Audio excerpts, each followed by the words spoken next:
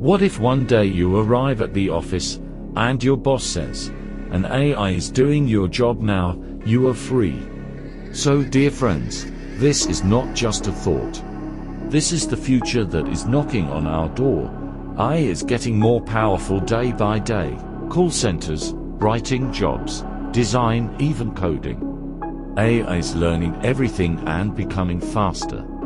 Even today, in some countries, AI bots are replacing customer service agents, and people don't even realize they're not talking to a human. Now the question arises, if AI replaces humans in every field, where will we go? Are only low-skilled jobs at risk? Of course not. AI is now writing doctors' reports, preparing lawyers' case summaries, and even getting music and art done. Every field where there is a pattern and a routine, I can understand it and replace it. But the problem is not just about taking away jobs from people. The main problem is trust.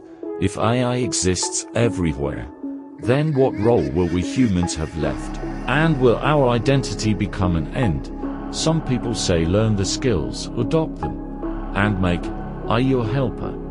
But not everyone has the resources and time. And if the system prefers AI instead of humans, then the balance of the society may be disturbed, where money, power will only be with those who have technology.